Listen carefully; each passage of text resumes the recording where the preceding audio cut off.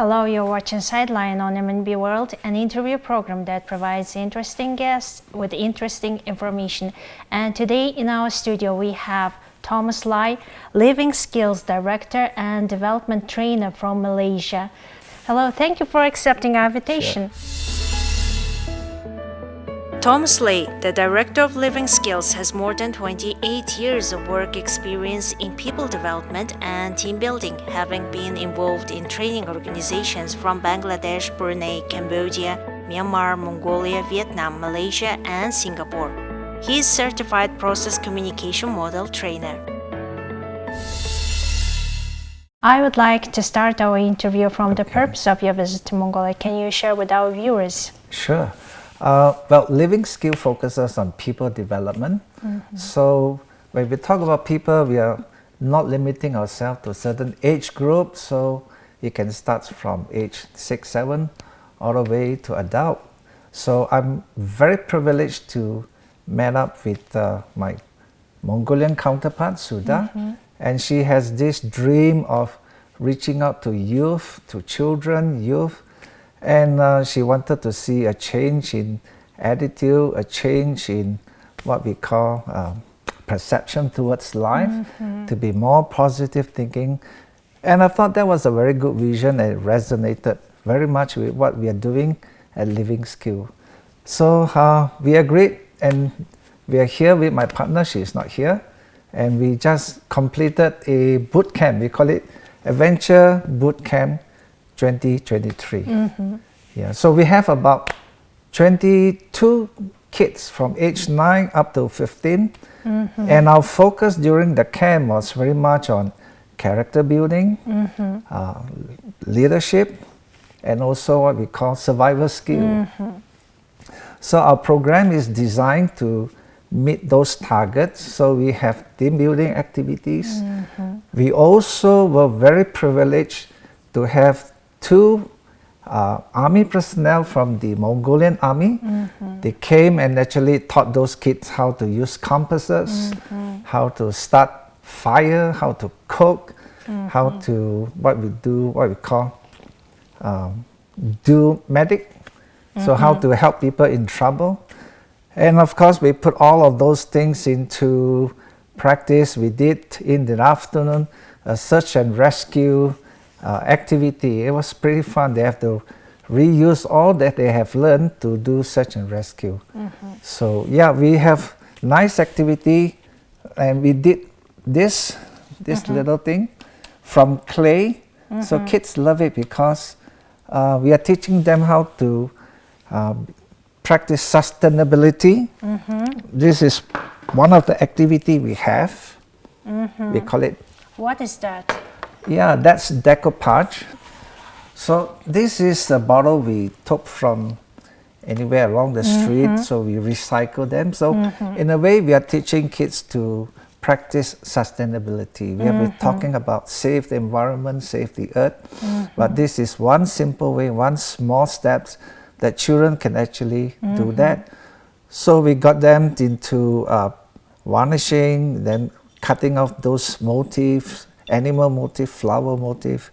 Finally, we touch up with battery, and kids love it because in the night time at the camp, they just switch off and they switch on the battery inside, and they have little lights. So pure delight for those kids. We also teach kids to be artistic. So this is a simple mask.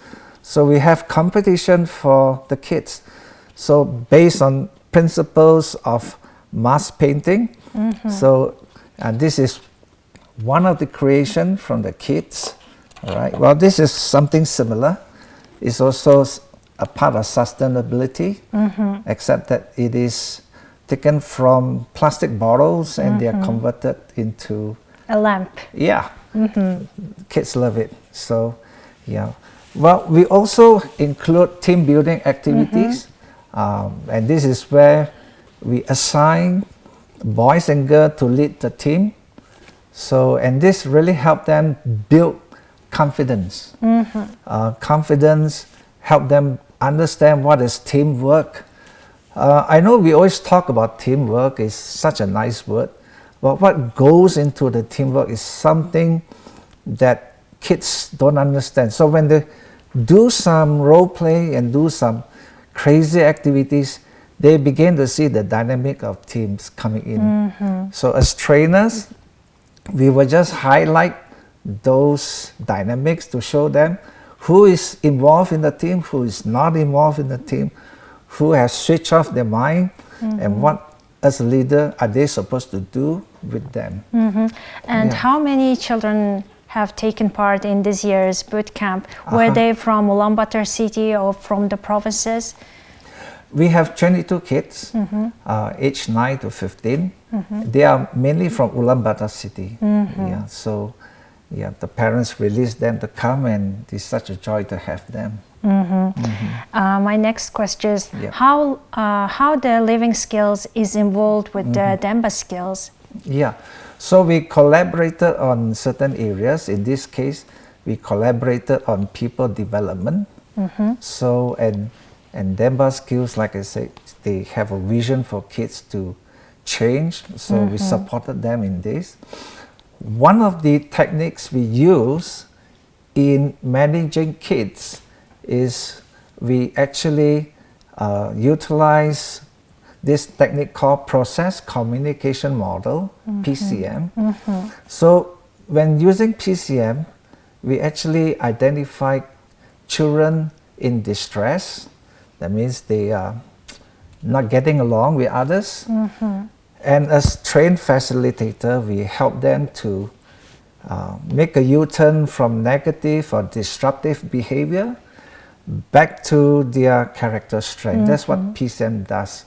So we actually observe those kids, and as a chief trainer, I would tell them, well, there are 6 different personalities, and how we can identify those personalities, and what intervention method we can use to turn those kids in distress.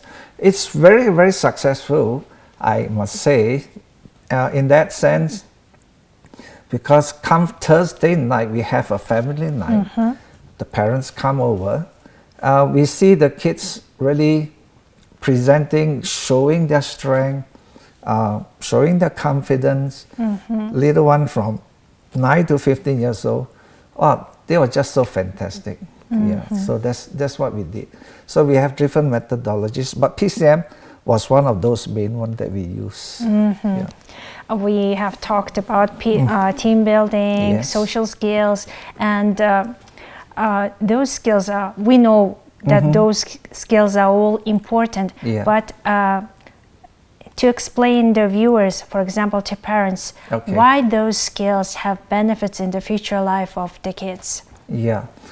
Well, I had the opportunity to meet the parents, and we were actually explaining to the parents how their kids have changed from day 1, day 2, the negative behavior, the playful behavior, the disruptive behavior. Those who are quiet, they just like to be alone, and what sort of techniques they can use to turn them around.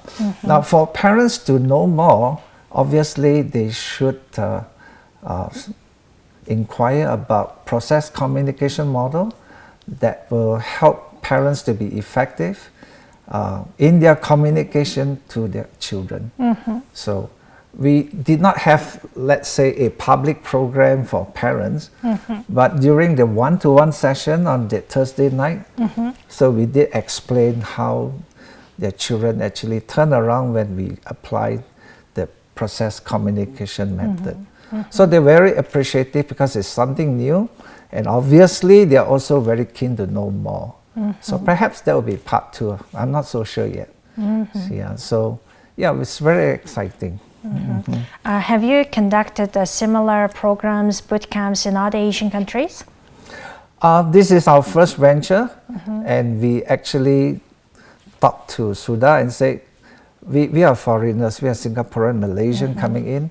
We like to have a Mongolian face, and that's why we are very appreciative that the Mongolian army have released 2 wonderful gentlemen, 2 sergeants, to help us run the program. So that was very powerful, and is a good show of collaboration within Mongolians and of course Singaporeans and Malaysians.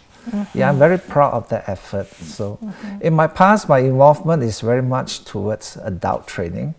So when Sudha talked to me, I hesitated, but being parents of two grown-up girls, I thought we can actually make it happen. So here we are. Yeah. After conducting such training in Mongolia, to your opinion, what soft skills do Mongolian kids more focus on further? Wow, that's a very good question. My interaction with the Mongolian kids tells me that they are so enduring to one another. They are actually very respectful, except when they're in distress, then they become playful or disruptive. So in terms of soft skills for kids, I would recommend that they understand good leadership and what is good followership. So that's one. And learn how to communicate properly. I know kids, they have only one idea and they just blast it out. But as they grow up, they are able to identify those different types of situations that requires different type of communication. Yeah. Other than that, I see that parents love their children so much. So that's a very positive sign, positive steps. So very, very encouraging. It's wonderful, actually. Wonderful. And talking about your future plans, are there any plans to conduct a bootcamp training again, maybe next year? Yeah, well, we get this question a lot. So we are now contemplating to do more. Perhaps we will go by age group. So let's say 9 to maybe 11, maybe the next level 12 to 15 or 16.